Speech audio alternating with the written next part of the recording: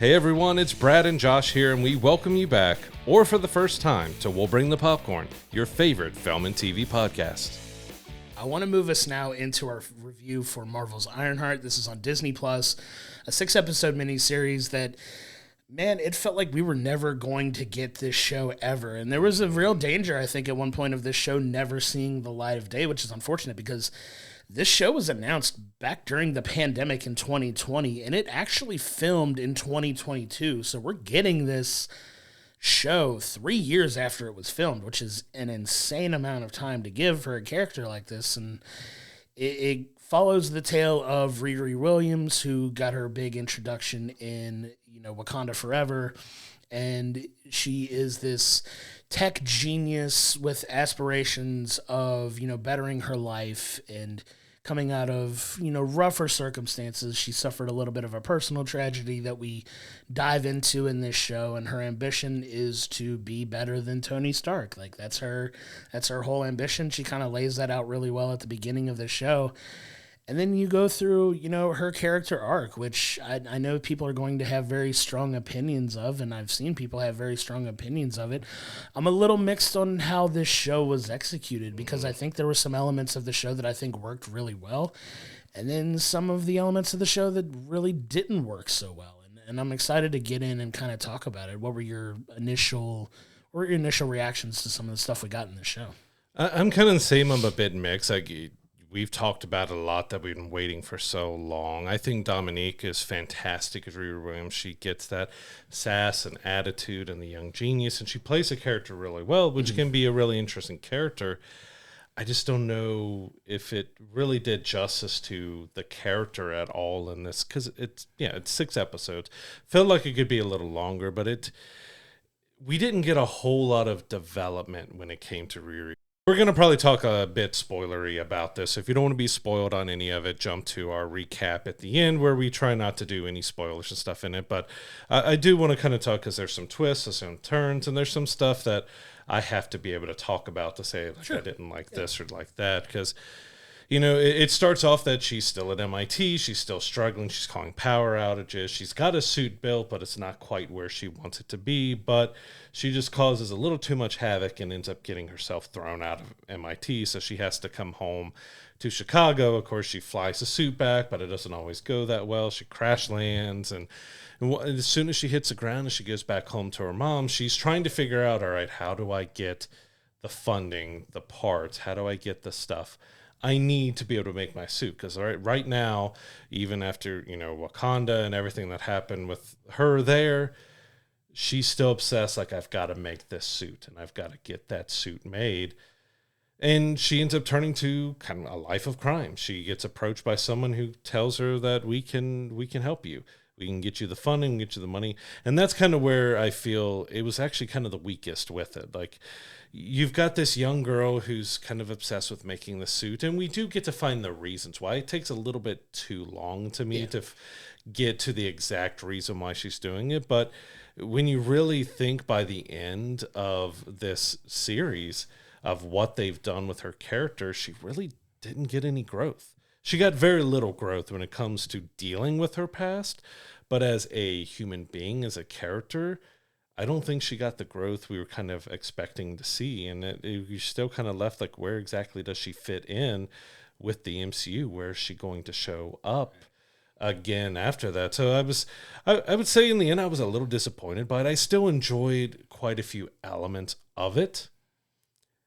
But it still felt like going back to it being announced in 2020, filmed in 2022, that was kind of in the middle of the mess that Marvel was, that they weren't sure what they were doing with these characters. And it was very clear, and even James Gunn has spoken out about it, that Marvel and Disney, the head honchos, were like, we just need to crank out more. We need more. And the story felt like kind of that. Like, it was just one of those, we just need to crank it out. We're not exactly certain what we want to do with the character. We just need to crank something out for it. And that's kind of what the series felt like to me. Like, because I said, she goes to crime to pay for her suit very quickly. She doesn't really debate it that much. And she's doing it to the very end of the series. So like, you don't see a hero almost in Riri. You see a very young girl, which I get. That's very emotional. That's very self-centered, very focused on something. But I don't think she got the growth that they think they gave us out of the character.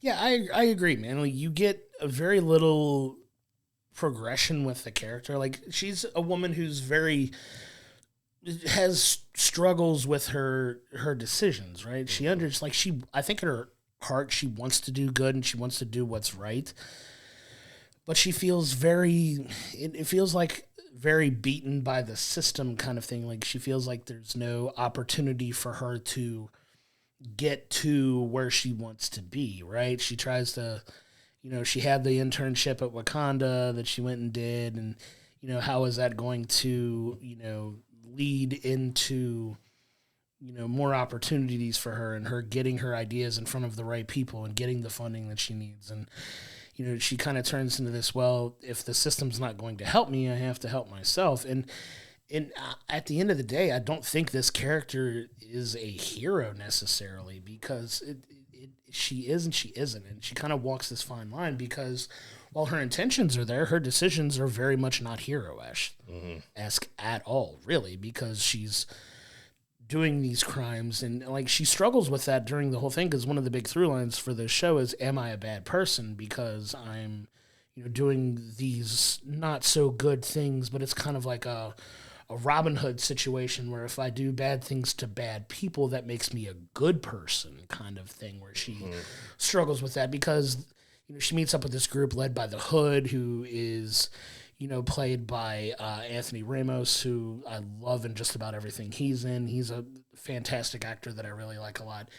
And, his group is, he has his own journey that he goes on in this as well, which I think is one of the stronger points. And he's one of the more interesting type of villains, grounded villains that they have in Marvel at the moment, which, we'll see what's going on with him, and if they have plans to advance beyond that, based on where they leave the series here. And, his whole thing is, I'm attacking these people who have too much already to kind of help us out, kind of thing. It's like a very modern Robin Hood type situation, which is funny because his character's name is the Hood, but that seems to be their whole motivation, is we're just taking money from people who already have too much and aren't really helping anyone else, kind of thing. And that makes us justified in our decisions to do so, which morally you can have that conversation. It's not really, is it really right? It kind of speaks to a more of a world theme. And I think that's where it gets a little political there. And the whole, like, the rich having too much and not helping other people is a very hot topic, right? Like, it's a very, very politically charged statement here that, they try to incorporate it into the story here, and I don't know if they do as effective of a job with it. But as far as Riri as a character goes, she's, like I said, somebody that doesn't make the best decisions, and wondering if that's really meant to be heroic. Like, I think she wants to do the right thing, she just doesn't know how, maybe? I don't know. It's like, it's a weird dynamic that she, that she's experiencing throughout the, the course of this show, that she makes a decision at the very end that's very much not heroic, but we'll get to that in the end. But, like, it's going to be real interesting to see where they move that character forward after this. Yeah, the Hood I was a little mixed on. I think he acted well for it, but we do end up learning in the end, again, big spoilers and stuff, that his whole journey of who he was robbing from ended up being daddy problems and daddy issues, because his dad abandoned him at a young age, because he clearly tells him, I didn't want you anymore. Yeah. And I didn't know how to deal with you after your mom died, and I just left you, and you need to grow up and act like that. It was a very emotional thing, but, like, he was doing everything because he acted like, oh, this is a big family and this is all this, but he ended up pretty much being the same as his dad, which was a payoff we were supposed to get, that parallel. But nobody else of his gang, or even Riri, got to realize that who he was going after was his own father. No one got that realization but him. So there wasn't as big as a payoff to me with that story, because only he got that realization and no one else did. And it was, especially his powers. Like, I don't know the Hood as well, but it just, like, he's curving bullets when he shoots and stuff. Like, he's got magic, but everything kind of boiled down to him turning invisible and curving bullets, which just felt like you're not going as mystical, magical as you potentially could have gone with him. And like I said, not knowing the character that well, it felt a little bit like, okay, how are they really supposed to be fearing or leading, going under this guy? Like, they know he has these powers, but he takes his cape off. They've taken it before. They could have easily kind of stopped him. And that's also where it loses a little bit, is because we get to a point where Riri knows that she needs to stop him. And she needs to figure out exactly how he's getting his powers. So she comes up with this, that she needs to be able to get the cloak, or at least a piece of the cloak. And that's kind of where it lost me a little bit, because yeah, I get that. I'll go back a little bit after I go on this, but she's able to cut a piece off and she's able to take it to someone else and learn about the magic properties. But then we jump forward where she decides she needs to destroy it. So she's using that piece of cloth to figure out how to destroy.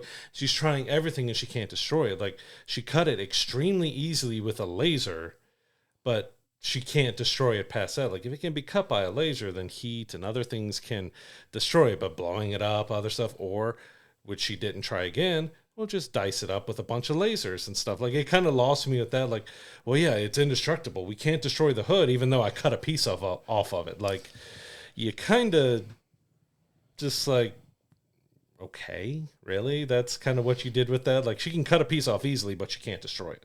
I get what you're saying, but I think it's nitpicky. But I get what you're saying, but I think going back to the hood, like, I think that's what makes him more relatable. Is, he was abandoned by the people that were responsible for his upbringing. Like, he lost his mother, and this goes to speak to a deeper, like, a deeper societal question, even of, like, do circumstances around your upbringing influence who you become as a person? And that's like, hey, he suffered this very traumatic event, losing his mother, and then is completely abandoned by his father. And I think that makes him a little bit more relatable in, like, why he has such a vengeful, revengeful nature about him, to where he's not getting the help that he could have had his dad been around to, lead that in. That's leading him to, get desperate and, make the deal with the devil that he makes to get his magical abilities. And, I like that they kind of tiptoe around a little bit of the dark mystical arts stuff that you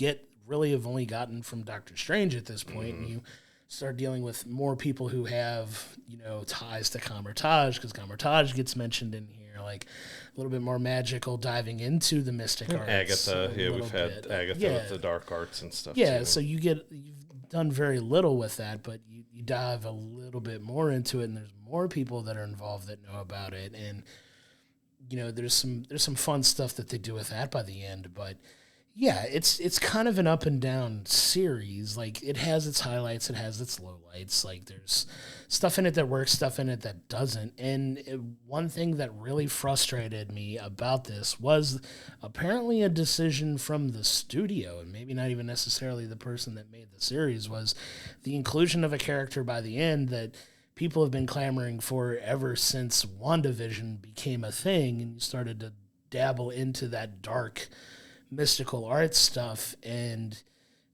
I'm gonna lean spoiler heavy in here, but you get the debut of Mephisto, who is somebody who has been being called for ever since WandaVision, basically, and you throw it in a series that you don't know what the follow-up's going to be, but you introduce him here. How is that character going to play a heavy, if any, like, influence in moving forward? Because you do have a connection with Riri that they make by the end of this final episode, but you get your finale as a payoff of a character that we've been wanting to see in a story that you haven't invested that much time and effort into, because really you get 2-3 episode drops for this show, and it's done in 2 weeks, and you introduce this character that everybody's been waiting for, and you do it for a series that you don't seem to really want to throw a whole lot into, and it was kind of a little bit of a letdown for me at that point. Yeah, I don't know how I feel about Mephisto being in here, because it's another thing where I can be nitpicky, because we get to see the sequence of where the Hood gets the hood, and he makes a deal, and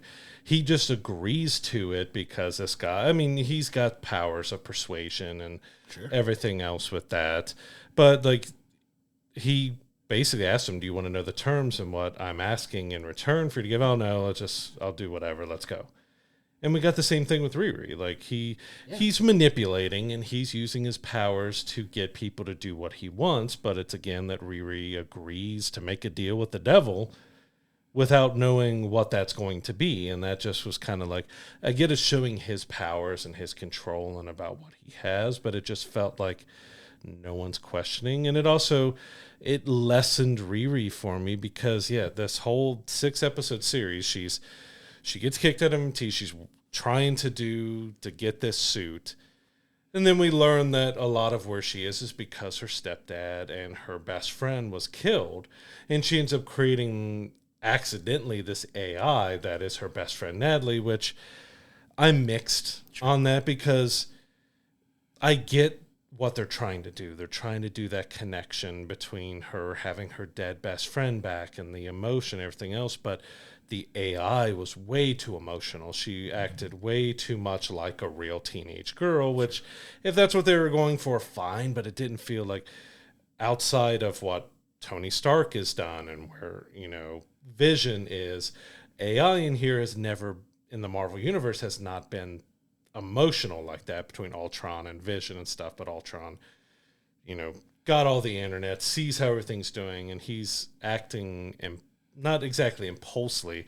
You've got Natalie taking the suit and running off and causing scenes and showing up when she's told not to and shutting things down and not responding. Like, I felt they went a little too heavy on just how emotional the AI was. Like, I get you're trying to portray it like she's got her real best friend back, but it felt too emotional. And then when we finally get towards the end, like, Riri has to build a new suit to be able to take on the Hood and finish them off, and they're able to build it in the old garage using an old car.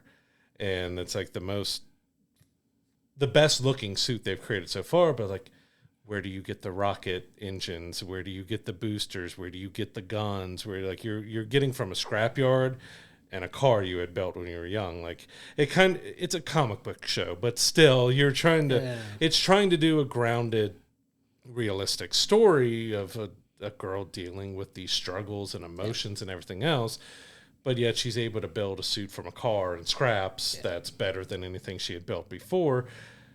But that's also another complaint, is that she doesn't really use a suit that much in this show. She uses it as transportation, but as we don't get like Iron Man-esque battle sequences and fights, even like the final fight sequences with the Hood, she's barely really even using the suit. She doesn't use the guns. She barely uses the boosters. She doesn't use much of it. So the suit, even though it's core and essential to her story, it's kind of just barely used. Yeah, that's a major complaint I had about this too. Like, you put so much emphasis on the suit, but you don't really use it and use it to its full capabilities, right? Because you want to see that. And I wonder if that's just a limitation budget-wise for the show, that maybe not have been able to make it work. Like, maybe they were stretching the limits of the effects budget at that point. Maybe. They just couldn't have. And there's a number of different logistical reasons why they may have not have included that for reasons like that. But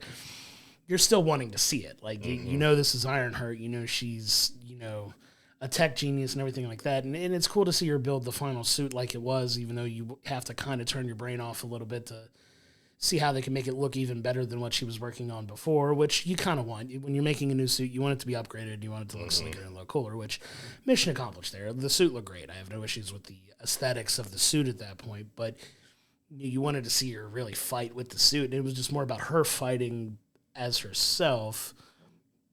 Where did she learn this combat training, and how could she do that? They didn't really dive too much into that either, but that's neither here nor there. But you really wanted to see her fight and kick butt with the suit, and really didn't get that as much as I was hoping we would. But it plays a factor in how we have to read this story. Like, there could be a number of reasons why it didn't, but it's still something we have to take into account when we're reviewing this. But there were some highlights in it. There were some, but I think it felt overall just kind of like one note tone wise throughout the entire show, and that leaves me a little bit disappointed in what we got from it, because there was some anticipation for us at least around it. Like, we've been waiting to see this for 3 years now, and you kind of start like gritting your teeth when you see like it's being held out for reasons, and you wonder why, and then eventually they cave and put it out, and you get it, and you're just like, okay, I kind of see why they were toying with putting it out or not, but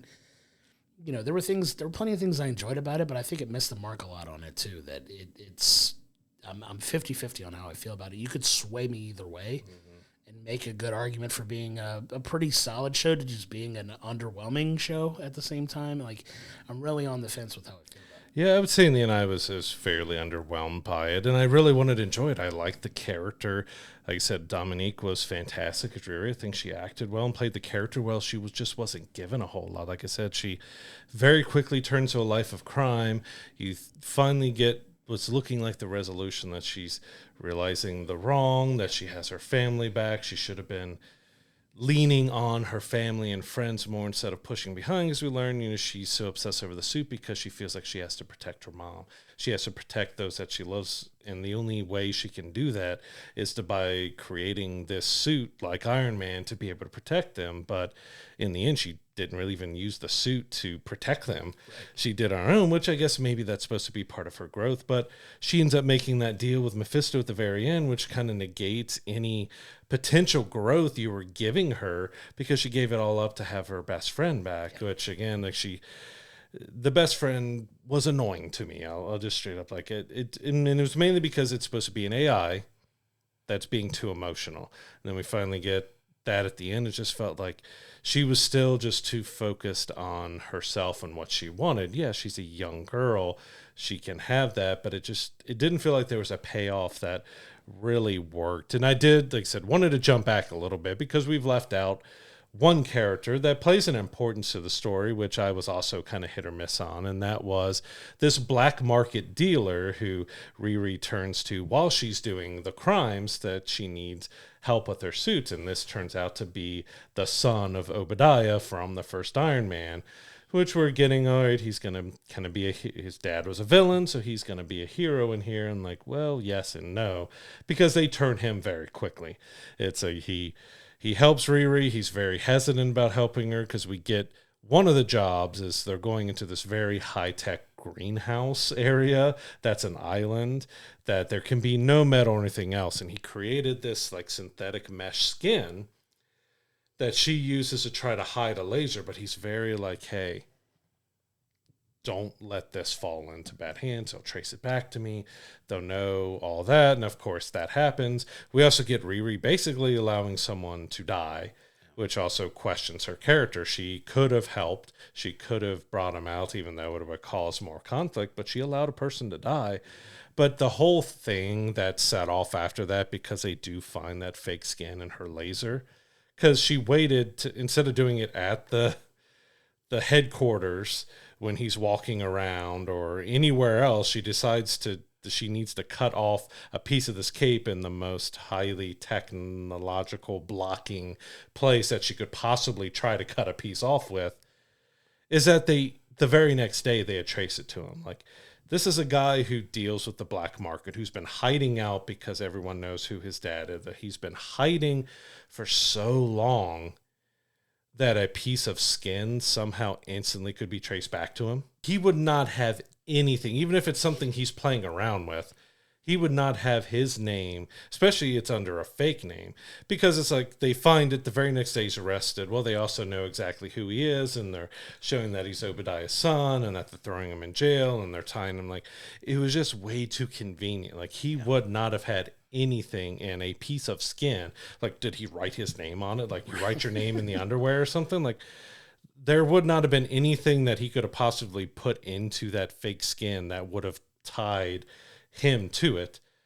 Because, yeah, like, and it would have taken longer than a day. Like, if it was something where he had code inside of the skin and there's technology in it and they could trace a source or something back to it, as we do with fake tech and stuff. It was the next morning that he got arrested. So overnight they found the scan, figured out it was him, went to his safe house and arrested him and stuff. Like, it had too much stuff that felt like we're just doing stuff out of convenience. It doesn't make logical sense. We're just going to do it anyways. And that's kind of where, like you said, or like I said, Riri is focused on getting what she wants. So she becomes a criminal. She lets someone die. She lets someone get arrested. Yeah. And then she makes a deal with the devil. Like, her growth is actually turning her more into a villain than a hero. Yeah, and that's kind of the whole point that I was making earlier. It's like you expect this personal growth, but her choices are way more on the villain side than they are a hero, and you kind of wonder what line she's going to walk and where she's going to wind up if they, explore this character further, which seems like they could, and we don't know where they're going to be integrated. And I know we keep talking about like Young Avengers and other things like that. Does she eventually show up in, Doomsday or Secret Wars in a spot that you don't know, or is she going to be explored more in Marvel television than anything? Because we do know, like, moving forward, it's going to be less television and it's going to be a little bit more movie focused. And what does the future slate look like beyond, we've got this 2-year window now where we're getting Secret Wars, we're getting Doomsday and then Secret Wars, and you kind of know the direction they're going to lean with their storytelling coming out of that based on what you hear with, mutants and Fantastic Four focus and, some of that stuff that you're hearing rumblings about. What is the involvement of this character? Is it just going to be something that's not really followed up on? And it's unfortunate because there is some potential for some interesting story there if you get the opportunity to flesh it out a little bit more beyond a 6-episode mini arc, or is it just meant to be something that you never follow up on again?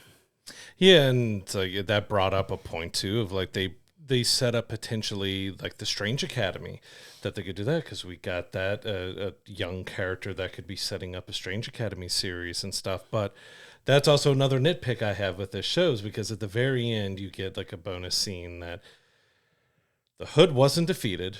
He was kind of let go, but he doesn't have his hood anymore. But he shows up at this crystal shop to that young girl who instantly is going to take him into the other realm and help him, even though she helped Riri, knows that someone had this mystical hood that was very dangerous, and she just dealt with some very dangerous things, gave Riri magic to be able to power the suit and all this, and she instantly helps a guy that she should know doesn't question that she shouldn't. She didn't question anything. She instantly goes to help him. Like, it just felt like this story felt like, from Marvel's perspective, they didn't really care about it. So it just kind of was slapped together, is how it feels like in the end. It was kind of slapped together. Like, there's some good elements of it, but the core of the story, like, characters just made decisions that just didn't make a whole lot of sense. They didn't really grow. They didn't really learn from anything. They didn't really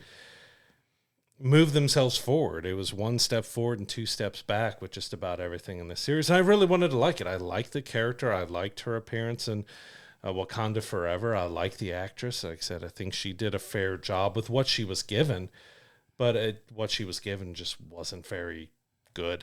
Yeah, it didn't work to move her in a direction that is all that appealing. Like, okay, I think what they were trying to go is the hero kind of becomes a villain but gets a redemption, but then doesn't get a redemption. Like, it was too like wavy, you know what I mean, rather than like a linear story that they were trying to tell, which is kind of what you want here on a redemption arc, or at least like, hey, you start off here, then you hit like this low and you do something, but then you have that, I'm ready to become the hero I want to be, and she's still like very much struggling with that. And there's some possible intrigue with that. You can make an argument for that, but we don't know how it's going to follow up, because like you said, the way this is presented, like, it feels so slapped together that you don't know if they're going to follow up on it. Because how many times have you seen some of these shows get 1 season and is left on a cliffhanger that you don't really know if they're going to follow up on? I'm personally waiting for a 2nd season of Moon Knight to be announced, because there's a lot of meat on the bone that was left on that, and they have not followed up on it since. Like, you don't know what the creative direction is going to look like, because it feels like it changes every 6 months to a year on what they're going to be doing moving forward. So like, we just don't know. In the end, is it going to be consequential? The jury's still out. Is it something they're going to follow up on? Do they expect us to be invested in this character and care? Or is it one that, okay, we did this, but it's really an excuse to get Mephisto out there, and we might use Mephisto again. And we don't know how we're going to use Riri necessarily. Is she just going to be back to a side character, which would be unfortunate because there is potential there, but I don't know. We don't know what direction they're going. As you mentioned, we feel like it could potentially be setting up Riri to be part of the Young Avengers, which makes sense. But where she's at with her story right now, it doesn't make sense for her to be a Young Avenger. We didn't get any bonus scenes that might set that up, because we did get that with at least one, with Kamala showing up to she showed up once to try to recruit, or twice. There's been a couple that have been recruited for the Young Avengers so far. Kate Bishop has been recruited, and I thought she showed up one more time, but that's another one. Like, we're waiting for Kamala to show up again. We're waiting, she was in the Marvels, which, say what you want about the film and how it did that. It did feel like this came from that time of Marvel just not knowing what they're doing, because they're stretching themselves out too far. It's not a bad show. It just has a lot of issues of like, why did they do this? Why? So when we're left at this, it felt like these 6 episodes were the beginning, and we still had 4 to 6 more to go. Yeah. Like, it felt like there's still more that needs to be seen from her in this series, instead of this being the end, and we don't know where she comes back from this, because, we've already had it was supposed to be before Agatha. Now it was after Agatha. It's a lot of stuff that it was supposed to be before. So back then it was setting up some stuff. But now all that stuff is come and gone. And what we have going forward with the Fantastic Four and Doomsday and Secret Wars is kind of closing out the magic and the mystical and all that as we head into the mutant saga after Secret Wars. So what she has, the window's kind of closing on exactly what they want to do if they're sticking with the magic and the mystical and bringing Mephisto in at this point. Again, it's been 3 years since they filmed it. There was probably a lot of plans that was going on with Mephisto and everything after that. I'm sure it was probably a plan of Agatha to have Mephisto as part of that, because that's where everyone thought it was going to show up. But it's one of those where, because it took so long for them to make and they didn't know if they wanted to release it, that now that we've got it in 2025, it feels like, all right, well, where does this character fit in from now? Like, is she going to show up in Black Panther 3 that we know is happening? Does she show up in the Young Avengers? But there's a core part of her story where they left her that has to happen before she can go and be a Young Avenger, because she's still kind of an anti-hero. She's kind of a villain in a way, because she made a deal with the devil. She was a criminal. She didn't really deal. They try to play it up that she was dealing with the bad mistakes, that she's only doing it out of necessity, but she never really dealt with the true fact that she was a criminal. She was breaking the law with her suit and with what she was doing. Several people died because of what they were doing, and she kind of didn't have much of a reaction to it. So she's doing it because her best friend and her stepdad died. Was you just allowed at least 3 to 4 other people die. You had Ezekiel get turned into this bionic warrior, which again was like, okay, they break him out of jail and he instantly just builds something and becomes this bionic guy that then can be controlled by magic afterwards. Like, it lost itself in the end. It got a bit messy. Yeah, for sure. And it's a valid criticism to make of the show, but I mean, I don't know. Like I said, I'm so on the fence with how I feel about it, because there are questions that I don't mind. If we know a follow-up is coming, I don't mind leaving it on well, what can we face out of this? There's just so much uncertainty around it that I think it has to, at this point, kind of negatively impact how I feel about it, only because we don't know what the follow-up, if any, there's going to be. So it's like, does this story really matter long-term for anything else? Because it's leaving some intrigue on where this person as a character could go, but if they don't plan on following up on it, what's the point? Yeah, so Ironheart, the 6-episode mini-series that's been called, it was more of a miss than a hit to me. It had some good parts. Again, I think Dominique Thorne was great as Riri. It had a good supporting cast around her and stuff with it, but I just feel like it missed the mark really badly with its story. Like, it mixed in magic, it mixed in drama about losing people and losing yourself and trying to find yourself again. But I think in the end, her story arc we didn't get a payoff. We actually got her going more in a downward spiral than bringing herself up, and with the knowledge of not knowing where she could pop up again, it leaves you like, okay, what were they really trying to do with this? So fortunately, I'm going to give this like a 6.5. I think it had more misses than it did hits. There's a lot of annoyances. Stuff with the story just felt like convenient that we'll do this, and it didn't really make much logical sense. Like, I thought it was well shot. Dominique was good. Her mom was good. You had some of the supporting cast was good in it, but the story just didn't gel as well as you would hoped, and it was a disappointment for me. Yeah, for sure. I'm giving it a 6 myself, just because like there were so many missteps along the way for this. Like you really wanted to see them. It felt very disjointed. Like it really felt disjointed the entire series. Like you feel that it was written, like you said, around a time where Marvel was struggling more creatively than maybe they are now, but there was a really hard struggle there, and you kind of wonder where this would have fit in had it been released in a time frame that they were wanting to release it in before, because a lot of stuff was getting jumbled in, and you just like, how does this really fit into anything that we're doing now and where we're going? So at the end, you kind of have to question what the point of some of these, some of this story is and where it's going to impact her going forward, because you said we don't know if she's showing up in Black Panther 3. We don't know if she's going to be involved in any Avengers stuff or if anything else they're doing, because we don't know what the future of not only Marvel film, but Marvel television as well, like what direction they're going in. Like there's so much that we just don't know, but at the core of its story is a girl who struggles with doing the right thing, and I like the premise of the story. I just think the execution was underwhelming on what they were trying to do with it, because she does have this struggle of dealing with trauma and not dealing with trauma, but still trying to meet this goal you have, but doing very villainish things to do it and not really following up on reconciling with that and dealing with it like they try, but I don't think it was executed as well as they wanted it to. And for that, I really have to drag it down, because like the promise was there, and that's where I think the most disappointment I have with it is from, because the premise is really good. Like I really like the potential of that story, and had they executed it better, I could have liked the series more. And just not knowing where we're going in the future really inhibits my want or desire to go back and dive into it again. And that really automatically drags something in a ranking down for me, is if my ability to want to follow up on it is not that high for this. Like I feel like it's one of those, I've seen it, I can put it in the vault and maybe don't have to reference it again.